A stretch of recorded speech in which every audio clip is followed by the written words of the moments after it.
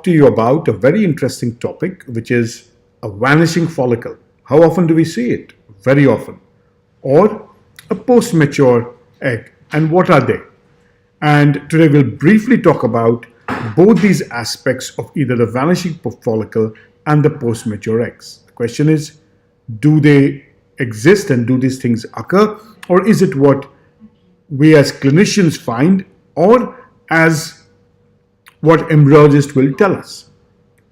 Now, when you look at this paper, it is a very interesting article, or rather an editorial that came in Fertility Sterility very recently, and it spoke about vanishing follicles and the collapsed follicles. That's again what we see. You do an ultrasound scan, and then what you often see is you will see that a follicle which had seen at 17, 18, 20 millimeter has just disappeared.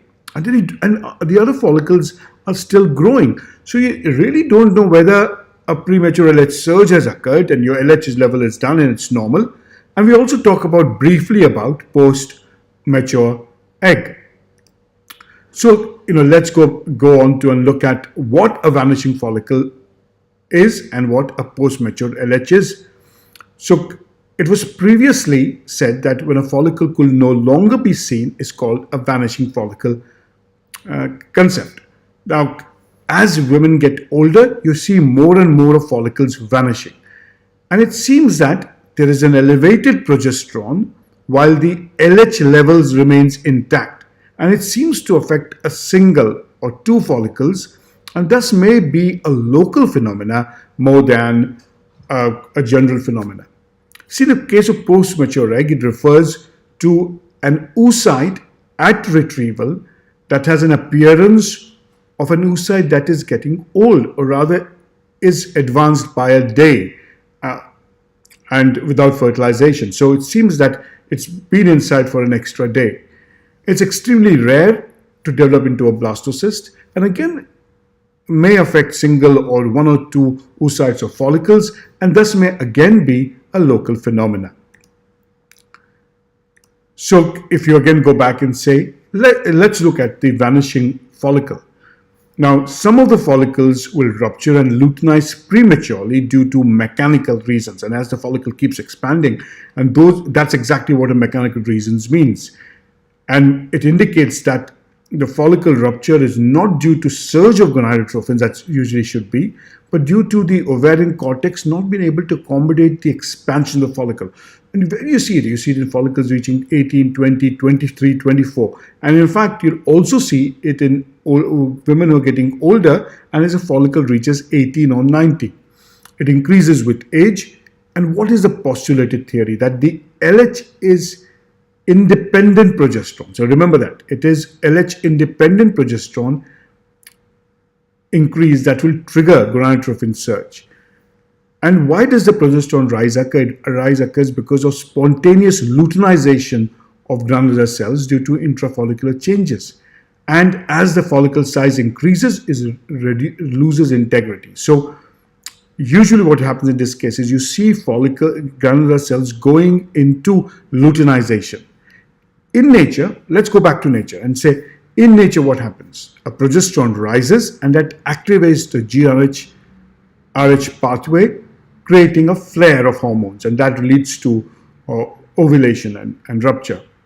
And so that could also represent a shorter cycle and when it happens early, and that happens in aging ovary. So as women get older, they tend to have shorter cycles. In controlled ovarian stimulation, the GnRH pathway is suppressed. So the follicle that continues is spontaneous disintegration. So there's no way that it is going to be released. And at some stage, it becomes pathogenic. Now, what you often see is an affected follicle that had completed luteinization with raising progesterone levels. Other follicles are unaffected because their progesterone levels are not that high and luteinization has not occurred. When you look at cases in which the progesterone levels go very high and still there is no vanishing follicle, what happens then? Is it that there is no luteinization that occurs? Now, what probably has happened is that luteinization has occurred, but there's no rupture of follicle. And so you continue to see a luteinized follicle which has not ruptured and is proceeding to become a cyst. And remember, it's not become a complete cyst because an egg is still there. And that egg resumes meiosis and the biological clock starts. And the eggs begin to age. So in fact, what's happened is that meiosis has started before you have given the trigger. At egg collection, the cyst looks no different from the follicle and is aspirated. But again, remember, this oocyte has resumed meiosis a day earlier and may look post-mature, GV or metaphase 1. And again, they look post-mature because they have spent an extra day. That's what the belief is. Now, vanishing follicle and post-mature oocytes are closely related and may in fact represent a different outcome. Spontaneous luteinization due to inability of ovarian cortex to accommodate a follicle expansion. And at the end, what is it? It is a larger follicle which either ruptures and luteinizes and ruptures, and that causes a vanishing follicle, or it starts forming a cyst where meiosis occurs slightly early, leading to a post-mature egg.